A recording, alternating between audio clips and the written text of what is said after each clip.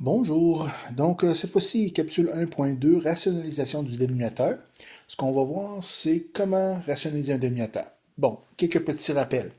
Numéro 1. Qu'est-ce qui arrive? C'est quoi un dénominateur?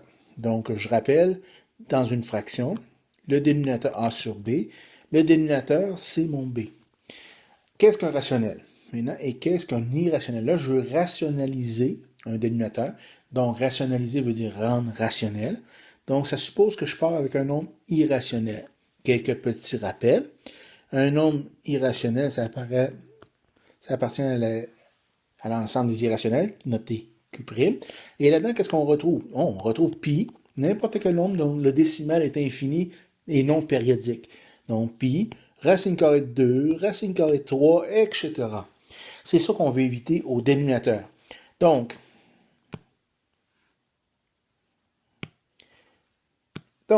on y va pour ça. Comme exemple, qu'est-ce que ça veut dire? Ça veut dire, exemple, 7 sur racine carrée de 3. Donc, au dénominateur, ici, j'ai un nombre irrationnel.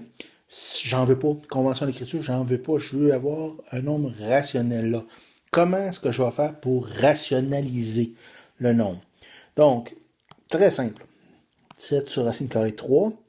Comment est-ce que je peux faire pour me débarrasser du racine carrée de 3? Je peux penser très rapidement.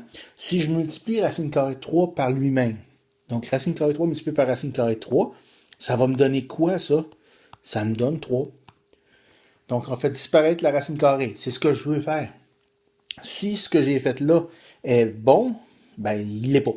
Pourquoi? Parce qu'ici, j'ai fait apparaître au dénominateur quelque chose de nouveau.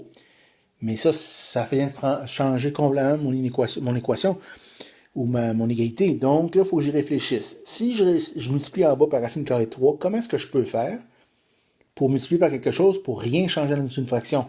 Donc, je rappelle, on peut multiplier tout simplement par 1, 1 étant l'élément neutre. Donc, n'importe quel nombre multiplié par 1 donne toujours le nombre de départ.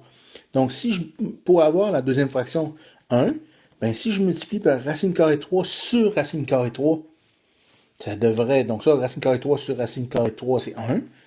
Puis l'autre, c'est la fraction que je voulais rationaliser. Donc, qu'est-ce qui arrive? Le dénominateur devient rationnel, ça donne 3. Le numérateur devient 7 racine carrée de 3.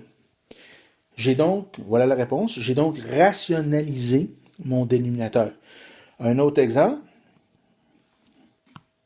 si je prends 2 sur 3 racine carrée de 5.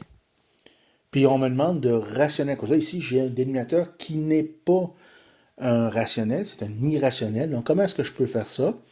Très, très simple. Je vais me débarrasser du racine carrée de 5, donc je vais multiplier par racine carrée de 5 en bas. Donc, et évidemment, il faut que je multiplie par 1, donc pour ne pas changer mon égalité, je vais multiplier par racine carrée de 5 sur racine carrée de 5. Qu'est-ce que ça donne au numérateur? 2 multiplié par racine carrée de 5, ça donne 2 racine carrée de 5. Et au dénominateur, 3 fois 1, ça donne 3. Racine carrée de 5 multiplié par racine carrée de 5, ça donne 5. Donc, je m'amuse encore un petit peu à regrouper mes termes semblables, parce qu'on a vu qu'il fallait faire toujours ça. Au numérateur, c'est la même chose. 2, 3 fois 5, ça fait à peu près 15.